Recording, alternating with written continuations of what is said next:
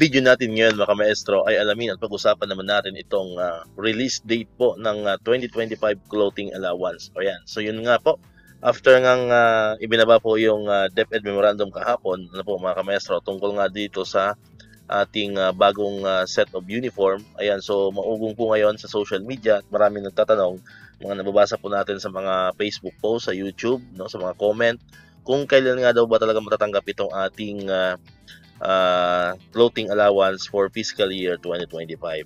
Ayan. So ito nga po, no, ito nga yung DepEd Memorandum number 28 Series 2025 na kung saan ito ay ibinaba po kahapon, March 24.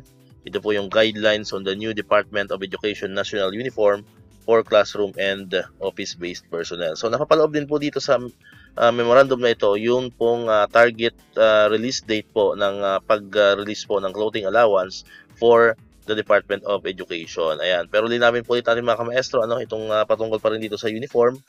Ayan, kasi marami rin tayong mga nababasa, mga nagko-comment, no, kung obligado na ba tayong magpatahi at magpagawa itong bagong set of uniform nga ngayong 2025. Actually po, yung school year 2025 to 2026 ay transition period pa lamang po yan. Ibig sabihin, hindi pa naman po tayo obligadong magsuot nitong bagong uniform, nasa atin na po yan.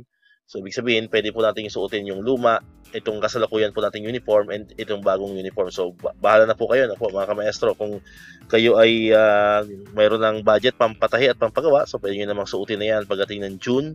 Pero kung wala pa naman, so pwede po pong gamitin itong ating kasalukuyang uniform. And pagdating po ng school year 2026-2027, doon po tayo maobliga na or ma-require na suotin na po itong ating new set of DepEd uniform. Alright, so ito nga po, no, napapaloob po ito sa DepEd Memorandum number 28.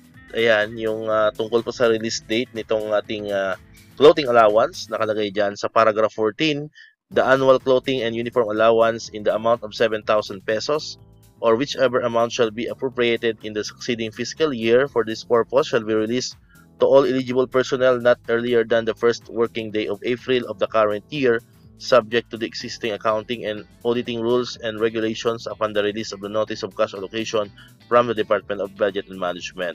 Okay po, so malinaw po nakalagay dyan, not earlier than the first working day of April. So ngayon pong taon na to, ang first working day of April is April 1 mismo na pumapatak po ng Tuesday. Ayan, so ibig sabihin, April 1 onwards ay pwede na pong mag-release actually nitong ating clothing allowance na nagkakahalaga po ng 7,000 pesos. So depende na po yan.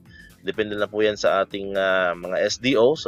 So hopefully ay may-release po ng mas maaga, mas maganda no, before the schedule ng graduation na April 14 and 15. Mas maganda ay may-release na po itong ating 7,000 pesos. Po mga kamaestro, lalo na yung mga bibili ng ibang clothing muna yung bibili natin. Hindi muna yung uniform, kundi yung mga susuotin natin sa graduation, susuotin sa mga moving up, sa mga recognition. So makakatulong din po yung 7,000 pesos. So hopefully ay may release po yan ay bago dumating yun pong April 14 and 15, kasi nasa memo naman po na not earlier than the first working day of April. So kung tutusin, pwede na nilang i-release yan April 1, April 2, mas maaga, mas maganda. Alright, so sana po ay nasagot po natin yung mga nagtatanong kung kailan ba natin matatanggap itong ating 7,000 na clothing allowance for fiscal year 2025.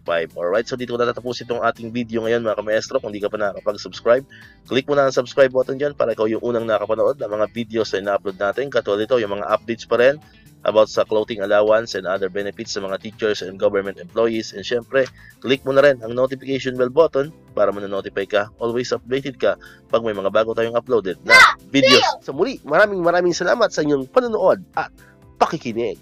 Once again, El Maestro. See you on my next vlog. Bye-bye!